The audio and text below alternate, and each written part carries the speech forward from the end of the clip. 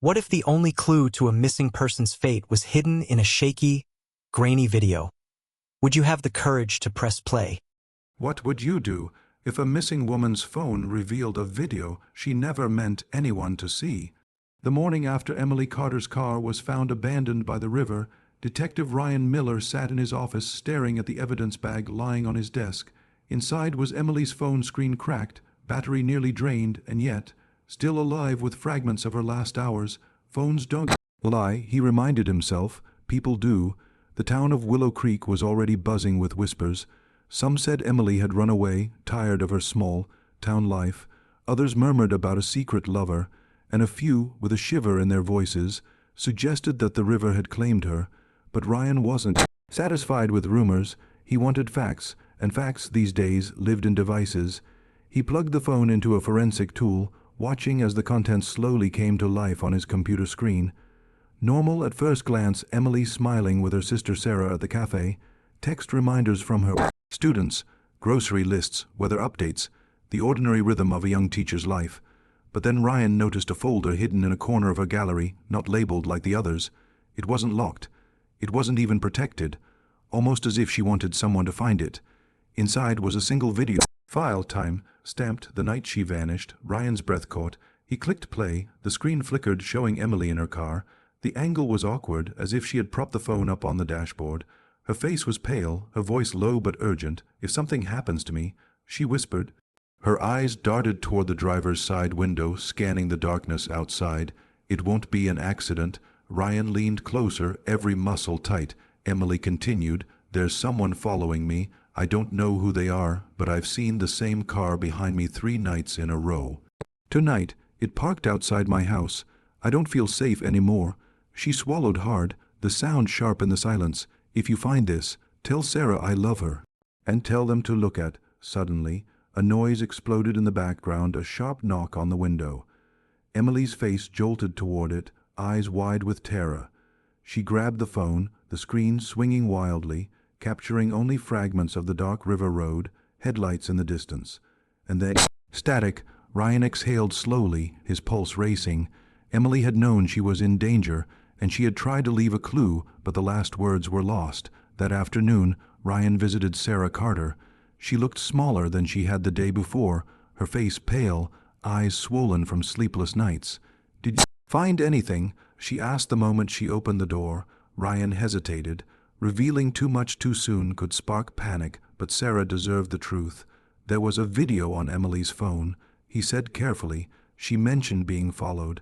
Sarah's hand flew to her mouth. "Followed? By who? That's what I need to figure out." Ryan's tone was steady, but his mind was racing. Did Emily ever talk about someone bothering her? Anyone unusual around the house, the school, the cafe? Sarah shook her head slowly, tears glistening. She never said anything. But she paused, her brow furrowing. She was different lately, distracted, nervous. A few days ago, she told me she thought someone was watching her. I thought she was just stressed. I told her to get some rest. Her voice cracked, and now she's gone. Ryan felt the weight of her words. He wanted to promise her that Emily would be found, but he knew better. Promises were dangerous in a case like this. Back at the precinct, Ryan reviewed the witness statements again. One name stood out, Tom Harris, the neighbor who had claimed he saw Emily's car near the river the night before. Ryan drove to Tom's auto shop, the smell of oil and metal heavy in the air. Tom was wiping his hands on a rag when Ryan approached. "Detective," Tom greeted, his eyes narrowing slightly. "Any news? I need to ask you more about what you saw that night." Ryan said, "You mentioned Emily's car. Did you notice any other vehicles nearby?" Tom scratched his beard. "Now that you mention it, yeah?" "There was a dark SUV parked a little down the road. Didn't recognize it. Out-of-towners don't usually stop here unless they're lost." "A dark SUV," Ryan repeated, making a note. "Did you see who was inside?" "No," Tom said. "Windows were tinted, but it sat there a while, engine running." Ryan's pulse quickened. A dark SUV. It matched Emily's video, the car that had followed her. "Why didn't you mention this before?" Ryan pressed. Tom shrugged, uneasy, didn't think it mattered. "Just looked like someone waiting for a call or something." Ryan's instinct screamed otherwise. Back at his desk, Ryan requested traffic cam footage from the roads near the river that night.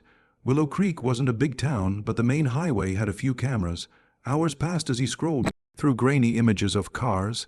Then, there it was, a black SUV driving behind Emily's sedan. Same make, same model. The timestamp matched her video. Ryan zoomed in, trying to catch a license plate, but the angle was wrong. The lights flared. The plate was unreadable. Frustration burned through him. So close, yet still in the shadows. He leaned back, rubbing his temples. Emily had left a trail of video, a warning, but who had she been pointing to in those last unfinished words? Meanwhile, the town of Willow Creek was unraveling. The cafe buzzed with hushed voices. Students at the school whispered in hallways. Neighbors locked their doors earlier than usual. "Did you hear about Emily? They say she was taken." "No, I heard she ran away with someone. My cousin saw police at the river. They're hiding something." Rumors spread like wildfire, and through it all, Sarah Carter felt the weight of every stare. She wasn't just the sister of the missing woman anymore, she was part of the mystery. That night, long after most of the town had gone to bed, Ryan stayed at the precinct. Replaying the video over and over, Emily's words echoed in his mind. Tell them to look at what, look at who. He slowed the video frame by frame, the headlights in the background, the blurred shapes, and then he noticed it, for just a split second, before the screen went to static. Phone captured a reflection in Emily's car window, a silhouette, broad shoulders, a figure leaning close. Ryan's stomach clenched. Someone had been right there, watching her. The case had shifted from speculation to certainty. Emily hadn't simply vanished, she had been hunted. But the question remained, who was behind the glass that night? And why did Emily believe her secret was worth dying for?